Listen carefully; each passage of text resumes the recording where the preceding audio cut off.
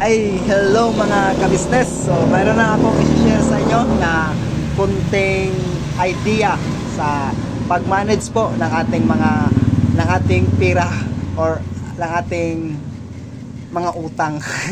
So, ito po, mayroon po kasi utang po kasi ang ano natin, kakapit po talaga tayo sa utang. So, yun po ang pinaka the best, kakapit tayo sa ito. Kasi ano naman talaga po, yung utang ko is maganda naman po siya.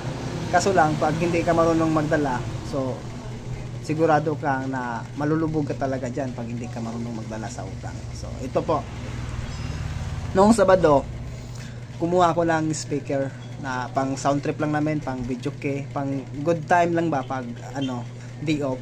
So para pag day off, so hindi tayo mabuboring, so meron tayong video key or magsa sound trip tayo.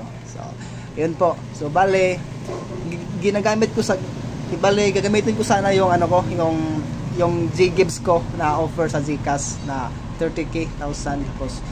So gamitin ko sana, so yun sana ang ano ko, pangbayad ko sa speaker. So bale ako na ang magbayad sa Gcash. So ang Gcash na ang mag-cash sa speaker, tapos ako na ang magbayad sa Gcash ng installment dapat sana. Kaso lang yung system ng store ng aking kinunan ng speaker is nag-error ang kanyang system. So hindi po gumana yung J-Gibbs ko. So bale ano, nag-error. So nag-alala talaga ako kasi doon sa J-Gibbs ko, sa Gcash ko is nakaltas na po siya na iba na po yung ano ko, yung amount ng speaker na 9,500. So naiba na po sa ano ko, sa offer ko na 30k thousand sa G-Gibbs. So nagtataka ano talaga ako, nagulat talaga ako kaya tumawag ako sa ano nila, sa kanilang mga staff na paano to, nag-error ang system nyo, tapos dito sa Gcash ko is naiba na yung ano ko, yung price sa speaker. So yan talaga yung ano, nakakatakot. Kasi may utang ka na tapos wala pa yung item mo. So yun po, bale na ano naman kaagad, na solve naman kaagad yung ano, yung issue, yung conflict sa yun nga, yung technical error sa system nila. So na okay naman po, at saka yung sa Gcash ko na okay din. So ang tanong lang, mayroon kasi nagtanong sa ano ko, sa mga staff nila. Sabi ng staff nila, "Sir, bakit di mo na lang i-cash yung ano ko, yung speaker?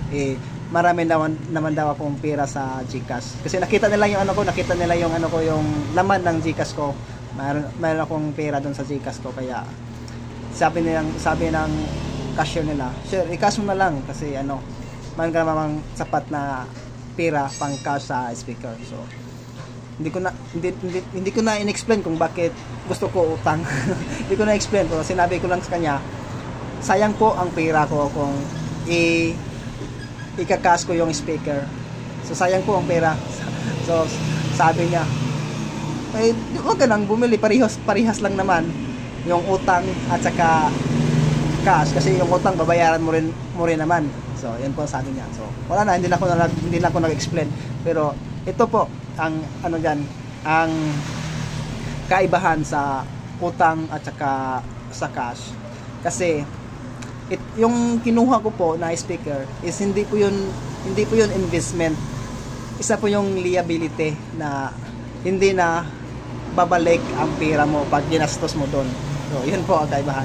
Kasi yung speaker 9,500 po ang amount niya. So pag binayad mo yon, so wala na yung 9,500 mo, ubos na, wala na. Kasi speaker, ano yun hindi na babalik yung pera mo doon. Kaya yun po ang ano ko, explanation ko doon sa ano, kung bakit hindi ko siya kinash. Kasi yung 9,500 na pera na dapat mo ipang-cash, pwede ko yun sa ibang pagkikitaan, pwede ko siya ipuhunan. So dapat, 'di ba? So ano pa yun, lalaki pa yun, lalago pa yun. So yung profit doon sa 9,000, so yun na lang ang ano ko, pangbayad ko sa monthly installment ko sa speaker. So yun po ang the best na idea, idea po kung para ma-manage po na talaga natin yung mga yung mga utang.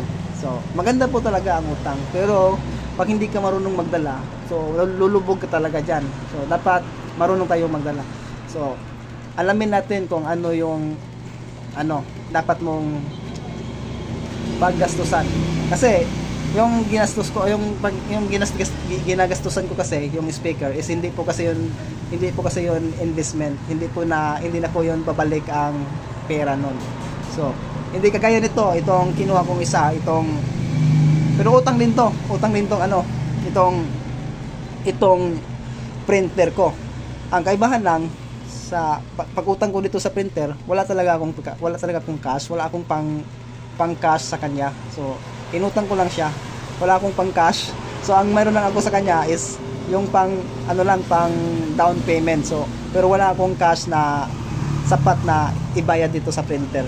So yun po ang kaibahan, kaya inutang ko lang siya. Pero hindi ako nag-alala dito kung inutang ko siya, kasi babalik naman talaga ang pera.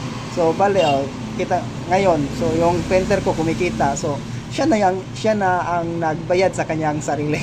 So ang printer na ang bayad sa kanyang sarili, so, ibale sa so wala.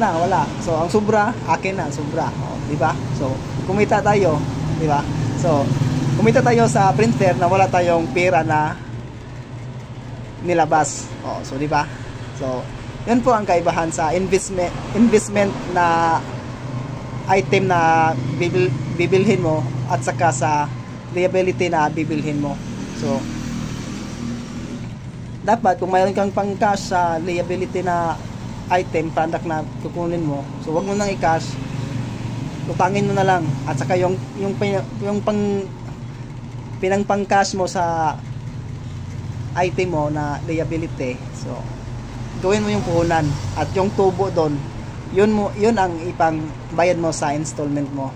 So yun po ang diskarte dyan, mga ka-business. So, sana po mayroon po kayong naintindihan nyo po yung ko. So pasensya na po kung medyo magulo po ako mag-explain, pero sana po na nakuha nyo, na-gets nyo po yung yung ibig kong ipahatid sa inyo. So pasensya na po kung medyo magulo talaga ang ating pagka-explain sa ating mga idea na dapat natin matutunan sa pagninegosyo, sa pagbe-business. So yun po. Thank you for watching, and God bless.